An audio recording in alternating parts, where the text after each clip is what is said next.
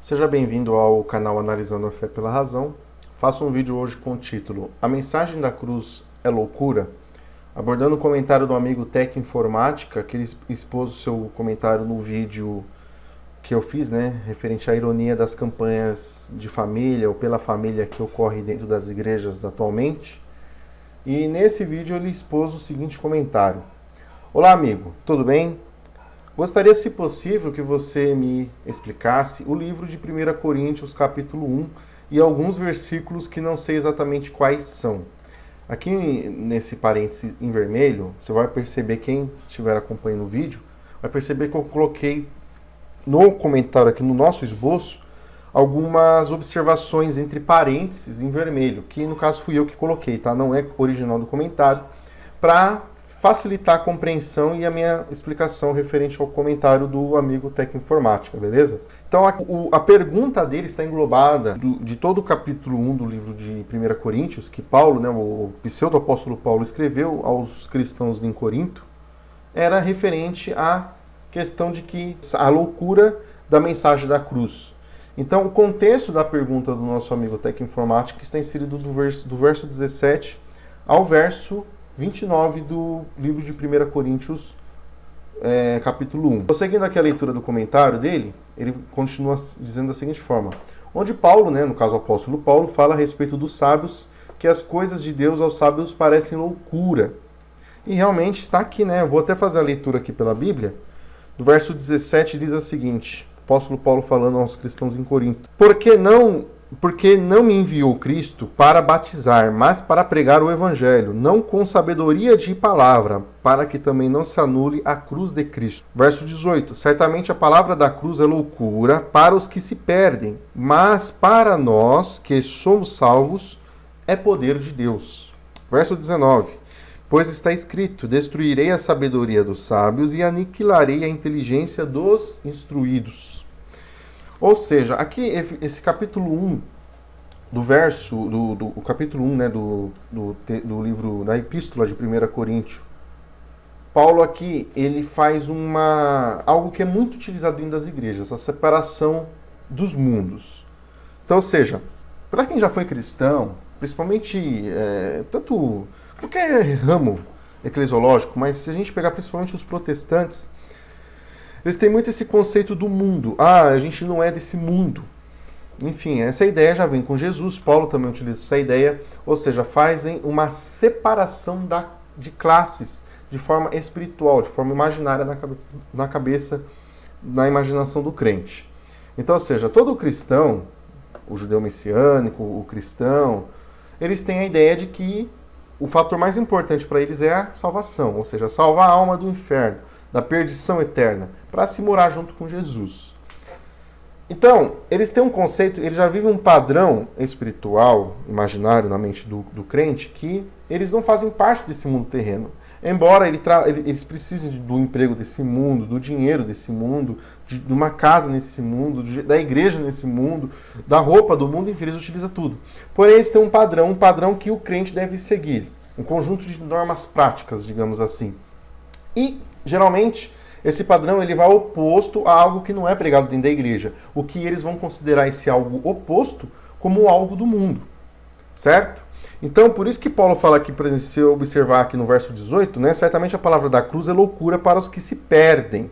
Mas para nós que somos salvos, é poder de Deus. Ou seja, Paulo ele coloca aqueles crentes da igreja em Corinto numa espécie de categoria mais elevada, aqueles que entendem, admitem, mesmo a mensagem da cruz sendo uma loucura, eles admitem que continuam seguindo aquela mensagem louca, mas eles se separam daqueles que não seguem mais, daqueles que não reconhecem mais essa mensagem louca da cruz. Então, ou seja, Paulo faz essa separação. É algo que acontece muito dentro das igrejas nos dias de hoje, sempre aconteceu. Mas se você hoje começar a frequentar uma igreja evangélica, uma igreja protestante, enfim, você vai perceber que você vai ter que mudar algumas práticas da sua vida. Forma de se vestir, forma de se falar, de se portar, enfim. você vai perceber que é algo característico da religião, da igreja ali em si. Ou seja, algo que é contrário àquilo é considerado do mundo, deve ser rejeitado. Beleza? Porém, no verso 19 do capítulo 1 do texto do livro, né, da Epístola de 1 Coríntios, quando Paulo chega aqui no verso 19 e diz assim: pois está escrito, destruirei a sabedoria dos sábios e aniquilarei a inteligência dos instruídos. Paulo aqui ele utiliza uma base das escrituras judaicas. Ou seja, é o texto que ele utiliza, que seria aqui o Jó 5,12, Jeremias 8,9 e Isaías 29, verso 14, não tem uma relação propriamente com a igreja, com o cristianismo. Eu não vou nem ter tanto o livro de Jó, mas quem quiser depois ler essas passagens que eu coloquei aqui, você vai perceber que tanto o livro de Jeremias quanto de Isaías era algo que a advertência do profeta ela sobrepõe toda a inteligência, a sabedoria de pessoas que não queriam crer na mensagem dos profetas, que era mais referente à destruição, à dor, não de inferno, mas nessa vida mesmo, sobre a nação de Israel, do que propriamente algo totalmente espiritual, que é o que os crentes, os cristãos têm. Tá? Então, ou seja, Paulo ele utiliza algo das escrituras para poder fundamentar suas doutrinas para a igreja em Corinto, certo? Prosseguindo, o que Paulo fala aqui, na verdade, que a mensagem da cruz é loucura, é referente à ressurreição de Jesus. Tá? Essa que é verdadeiramente a loucura da cruz, é o crente que aceita, engole essa conversa da ressurreição de Jesus, que é o que Paulo prega ali para a igreja em Corinto. Ele é considerado uma categoria elevada, mais elevado do que aqueles que rejeitam a loucura da mensagem, certo? Então Paulo ele quer aqui que o crente que aceita tal mensagem, tal colocação, e não questiona e segue aquilo, aceita essa doutrinação, está acima propriamente daqueles que rejeitam tal mensagem. Prosseguindo aqui o comentário do nosso amigo, mas o que importa é a fé. E enfim, é a fé, enfim. Bom, na minha opinião, o que acho loucura mesmo é acreditar em jumenta falante, serpente falante, Jonas sendo engolido por um peixe, tubarão, né? Enfim.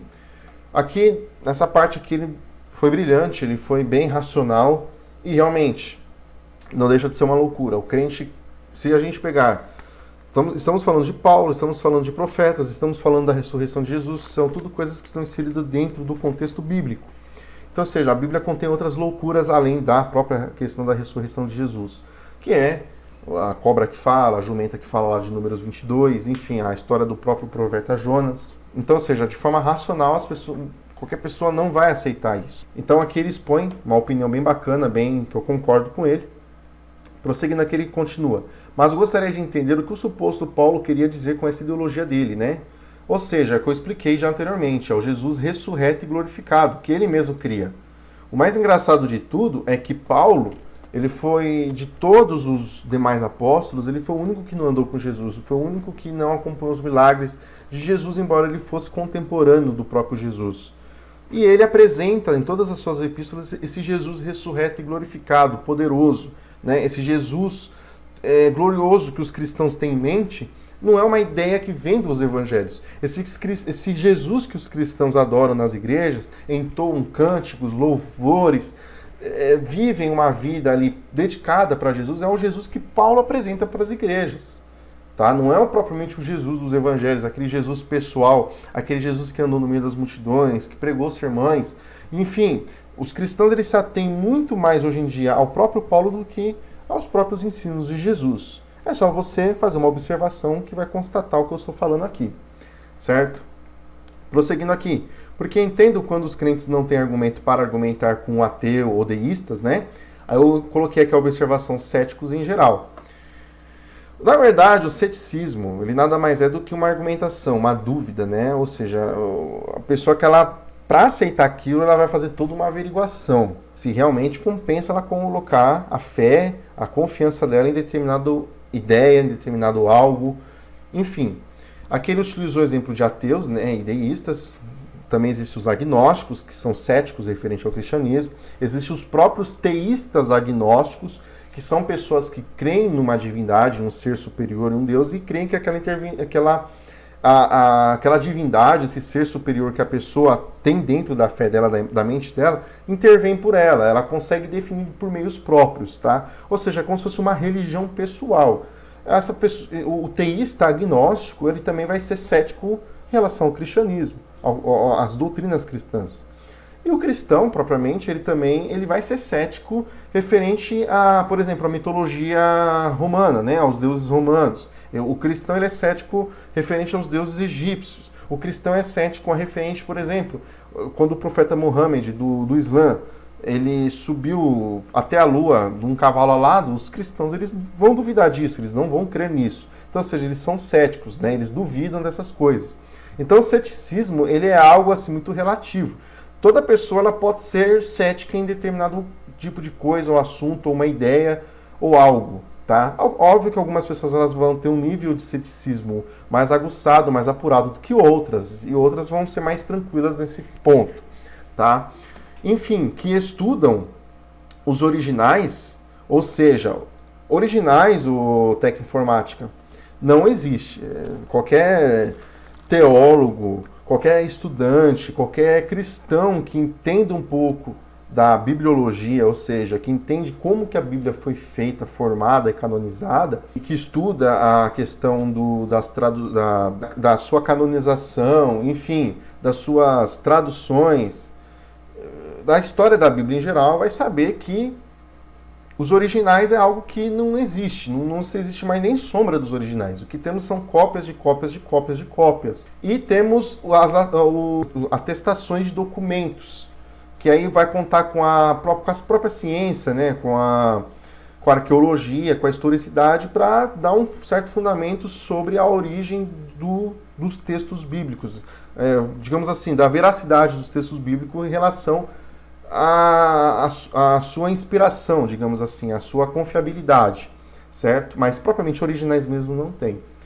Então, referente à argumentação, né, de um diálogo de um cristão, de um crente com uma pessoa cética, pode ser um ateu, um deísta, um agnóstico, ou até mesmo um teísta agnóstico, enfim, um panteísta, existem diversos tipos de pessoas céticas. Daí eles apelam pelas palavras de Paulo em 1 Coríntios capítulo 1. Mas gostaria de uma explicação vinda de você, amigo. Desde já eu agradeço e já sou inscrito no seu canal, ok? Um abraço. Bom, meu caro, eu creio, enfim, que eu procurei explicar da melhor maneira possível o seu comentário. Li pouco a pouco para não me estender muito no vídeo. Creio eu que procurei ser claro, né, o mais direto possível. Enfim, agradeço você, Tec-Informática, pelo seu comentário aqui no vídeo. E, enfim, se ficou alguma dúvida, não somente você, mas qualquer outra pessoa que acompanha o canal que quiser, os comentários aqui desse vídeo vão estar abertos. Procurei esclarecer um ponto aí acerca desse texto de 1 Coríntios que Paulo expõe, né? E também a forma que os crentes interpretam tal passagem, beleza? Enfim, dúvidas, sugestões, críticas, elogios, comentários estão abertos. Se você é novo aqui no canal, não deixe de se inscrever. Inscreva-se no canal, toque no sininho para você sempre receber as notificações, deixe o seu like. Enfim, se você gosta do canal Analisando a Fé pela Razão, vou procurar sempre trazer o melhor, ter esse diálogo aqui com as pessoas que comentam e que compartilham, porque o canal não é meu, o canal é nosso, beleza? Agradeço a todas as pessoas aí que têm me apoiado, muito obrigado, um forte abraço.